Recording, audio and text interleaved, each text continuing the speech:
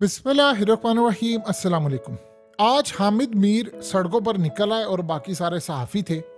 और ये सहाफ़ी सारे जो निकले हैं ये असल में असद तूर को जो गिरफ्तार किया गया है उस हवाले से निकले। लेकिन हामिद मीर को ऐसा क्या मामला हुआ कि वो जब इमरान रियाज की दफ़ा नहीं निकले या किसी और की दफ़ा नहीं, अचानक अब वो निकले। असल में एक तो उनका असद तूर के साथ बड़ा अच्छा ताल्लुक, आपको याद होगा ये मनाजिर आप देखिए कि पिछली दफ़ा जब असद तूर का मामला हुआ था तो हामिद मीर निकले तो उन्होंने एक बड़ी सख्त तकरीर की थी और उस तकरीर में उन्होंने कहा था हम तुम्हारे घरों में घुसेंगे, हम बताएंगे किसने किसको क्यों मारा, क्या सूरत हाल हुई। अब हामिद मीर का मामला डिफरेंट है। हामिद मीर को असल में जो इन्फॉर्मेशन मिली है उसके मुताबिक अब उनका नंबर आया है और उनको गिरफ्तार करने की तैयारी है। वो असल में आज आए तो उन्होंने आकर ये कहा कि आओ तुम एक काम करो, आकर गिरफ्तार कर लो हम सबको। और यानी ऐसा तूर को किया है, वो कह रहे हैं इमरान रियाज को किया तो कह रहे हैं अब मेरा नंबर चूंकि आ गया है तो आ जाओ, आकर मुझे गिरफ्तार कर लो।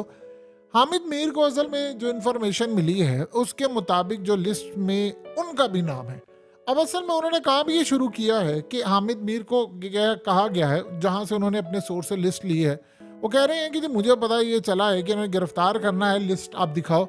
तो हामिद मीर अब आगे हैं इंटरनेशनल सतह पर। उन्होंने काम ये शुरू किया है कि वो इंटरनेशनल मीडिया को इंगेज करने का उन्होंने फैसला किया है और इन्होंने इस वक्त इंटरनेशनल सतह पर कई जगह पर अब इन्होंने इंटरव्यूज़ देने हैं, बीपर्स इनके जाएंगे और बहुत सारी जो डॉक्यूमेंट्रीज बनती है उसमें वो अपीयर होने जा रहे हैं। उनको ये पता चला है कि अब मुझे भी गिरफ्तार करने की इस वक्त तैयारी हो रही है और इसलिए वो निकल आए। अब हामिद मीर को सवाल ये पैदा होता है कि किस सेंस में गिरफ्तार किया जा सकता है। वो ये कह रहे हैं और ये समझ रहे हैं कि मुझे इस सेंस में गिरफ्तार किया जाएगा कि मैं सारी जगह ये बात कर रहा हूँ। देखिए वो पिछले काफ़ी अरसे से आप जानते हैं वो क्रिटिसाइज कर रहे हैं बहुत सारी चीज़ों में, लेकिन एक इंटरेस्टिंग डेवलपमेंट हुई है और वो ये डेवलपमेंट है कि हामिद मीर जैसे ही लेट से अगर गिरफ्तार होते हैं तो सबसे ज़्यादा जो खबर बनेगी वो इंडिया के अंदर बनेगी, वो यूएस मीडिया में बनेगी, ब्रिटिश प्रेस में बनेगी और फिर यूरोपियन प्रेस में। असल में ये वो जगह है जहां पर हामिद मीर का जो असर व रसूख है वो बहुत ज़्यादा है। यानी उन्होंने वहाँ की जितनी ऑर्गेनाइजेशंस हैं, चाहे वो ह्यूमन राइट्स के हवाले से हो, जर्नलिस्ट के हवाले से हो, इन्होंने ऑलरेडी उनको इंगेज करना शुरू कर दिया है। अब हामिद मीर असल में गालिबन आपको पता है कि वो वाशिंगटन पोस्ट के अंदर भी लिखते हैं और उन्होंने अब प्लान ये किया है कि वो वहाँ पर भी लिखने जा रहे हैं। जब ऐसी सूरत हाल होती है तो अमेरिका से लेकर हर जगह पर जो हेडलाइंस लगेंगी वो ये होगा कि हामिद मीर को जो गिरफ्तार किया गया है। उन्होंने अब असल में सड़कों पर आने का फैसला किया हुआ है और वो कह रहे हैं कि मैं सड़कों पर आऊँगा और मैं आकर बेनकाब करूँगा बहुत सारी चीज़ें कि ये हो क्या रहा है या कौन कर रहा है, क्या सूरत हाल है। इसलिए उनको अब ये जो मामला पता चला है उसके मुताबिक हामिद मीर और बहुत सारी चीज़ें हैं जहाँ पर उनको गिरफ्तार किया जा सकता है। असल में हामिद मीर का असद तूर, आसमा शराजी और इन बाकी सबसे बड़ा गहरा ताल्लुक है और असद तूर के हवाले से उन्होंने क्लियरली ये बात कही है। उन्होंने कहा है कि हमें पता है क्यों गिरफ्तार किया जा रहा है और किसका अब नंबर आने वाला है। और इन्होंने असल में पहले ही एक माहौल क्रिएट करना शुरू कर दिया है कि जी हम जो गिरफ्तार होंगे तो उसके बाद इंटरनेशनल सतह उसको ऑलरेडी कवरेज देना शुरू कर दी है। हामिद मीर को जो उनके सोर्सेज हैं जहां से उनको इनकी इंफॉर्मेशन मिली है और वो आकर ये सारी बातें कह रहे हैं, असल में उनको ये बताया गया है, हामिद मीर ये कह रहे हैं कि भाई आप ज़रा चीज़ों को मैनेज करो। तो उन्होंने कहा कि जी आप अगर गिरफ्तार करना है तो मुझे कर लें, मुझे कोई एतराज़ नहीं है, लेकिन मैंने अब ना तो पीछे हटना है ना चुप रहना है। देखिए असद तूर जब गिरफ्तार हुए हैं तो उन्होंने आकर जो बात की है उन्होंने बड़ी क्लियरली बात की। उन्होंने कहा कि मैं शुक्रिया अदा करता हूँ, मैंने किसी से इन्होंने मुझसे पूछते रहे, मुझे उन्होंने असल में ये बात कही कि आप अपना मोबाइल फ़ोन दें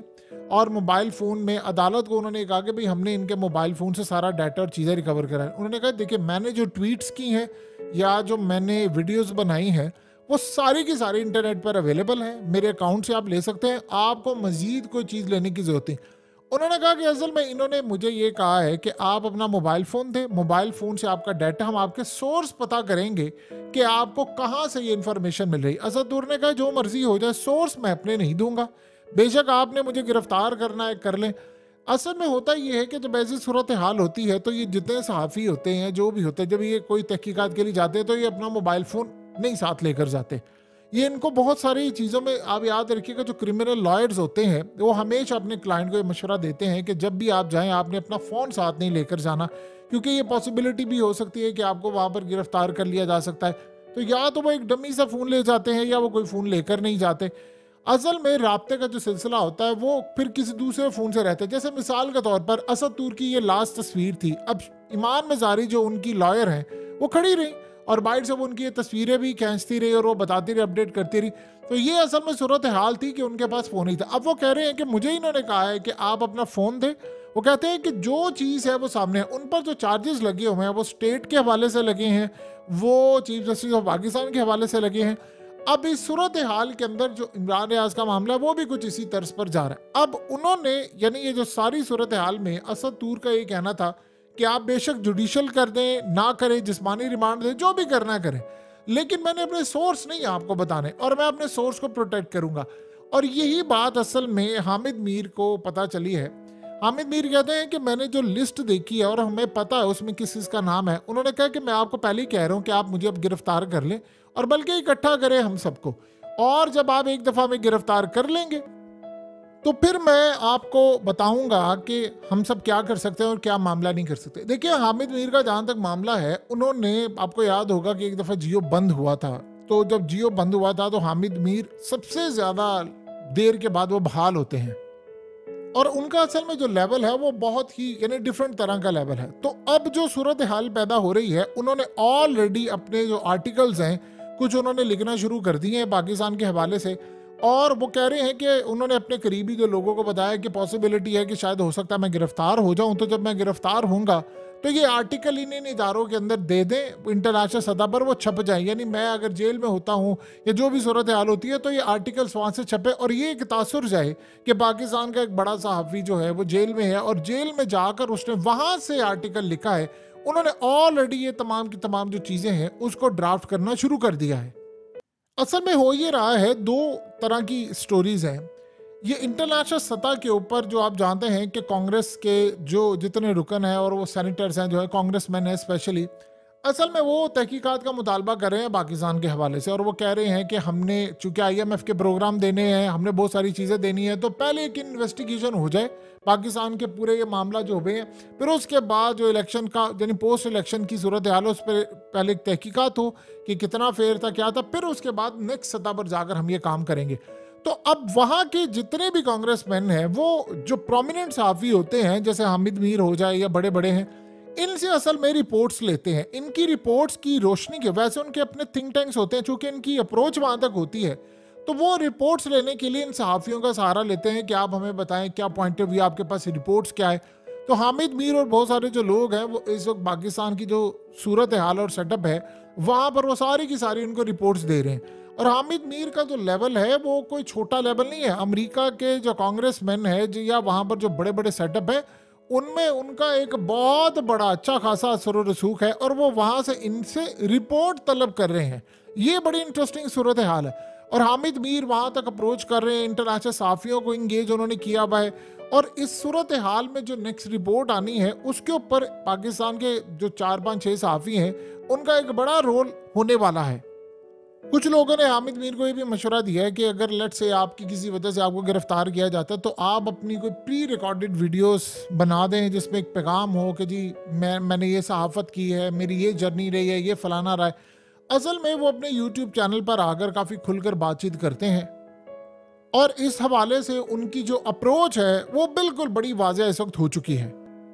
देखिए दूसरी जानिब असल में जो लॉयर हैं मियां अली अशफाक, वो इस वक्त पूरी कोशिश कर रहे हैं कि किसी तरह इमरान रियाज का जो मामला है वो बड़ा क्लियर हो जाए, क्योंकि वो कह रहे हैं कि एंटी करप्शन के हवाले से अभी तक कोई ऐसी चीज़ सामने नहीं आ पाई जिसमें आप इमरान रियाज को रख सकते हैं कुछ वक्त के लिए या लंबे अरसे के लिए। और इसी तरह जो असद तूर का मामला है वो भी सामने आ रहा है। देखिए जो सारी सूरत हाल होती है किसी भी सदी, यानी मिसाल के तौर पर IMF ने हालिया कुछ ममालिक को जो कर्जे दिए थे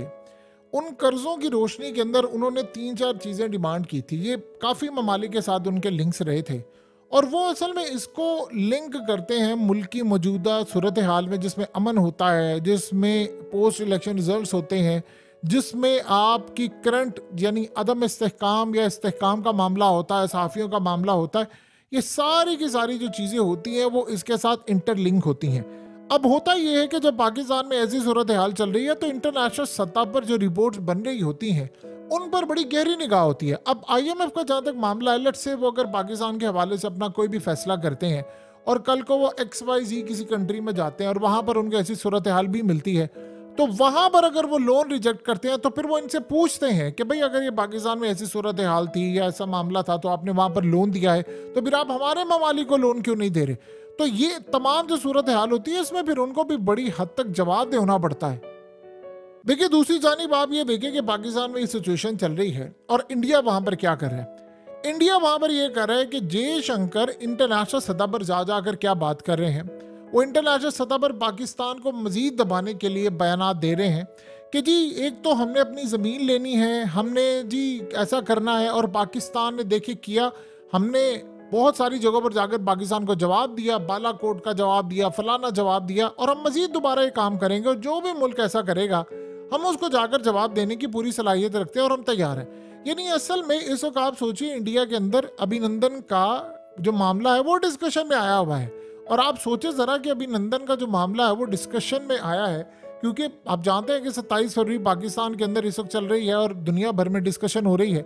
लेकिन 27 फरवरी का ये जो मामला चल रहा है उस पर इंडिया अब इंटरनेशनल सतह पर डोमिनेंसी करने की कोशिश कर रहा है क्योंकि पाकिस्तान अपनी चीज़ों में इंगेज है, तो हम इस पर डिस्कस ही नहीं कर पाए बहुत सारी चीज़ों में, जबकि हमारे लिए तो एक बड़ा गोल्डन दिन है। अब वो उनको क्या कह रहे हैं, वो वहाँ पर नैरेटिव ये बना रहे हैं भारतीय मीडिया के अंदर और इंटरनेशनल सतह पर कि जी हम तो उस रात पाकिस्तान पर 14 के करीब मिसाइल दागने वाले थे, हमने तो फलाने शहर तबाह कर देने थे, फलाने, ये इसमें कोई दो राय नहीं है कि उस रात वो एटमी जंग के करीब हम पहुंच चुके हुए थे और मोदी तैयार था। लेकिन पहली दफ़ा ऐसी सूरत हाल हो रही है कि हम इसको मैनेज नहीं कर पा रहे, वरना हर साल ऐसा होता है कि जब ये इवेंट होता है और ये बड़ा ज़बरदस्त हमारे लिए इवेंट होता है,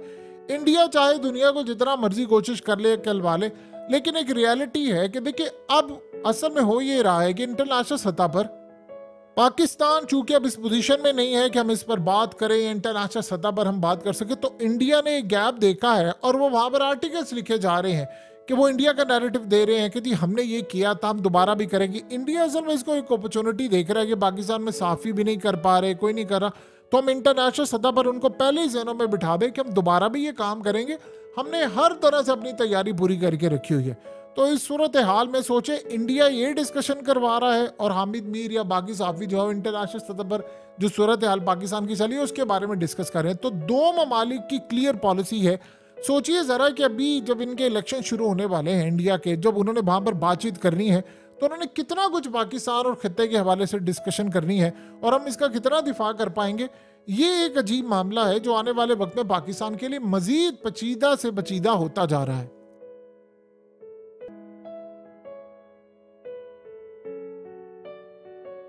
हकीकत टीवी को सब्सक्राइब करना मत भूलें, वीडियो को लाइक करें, शेयर करें और कमेंट सेक्शन में अपनी राय का इजहार ज़रूर करें।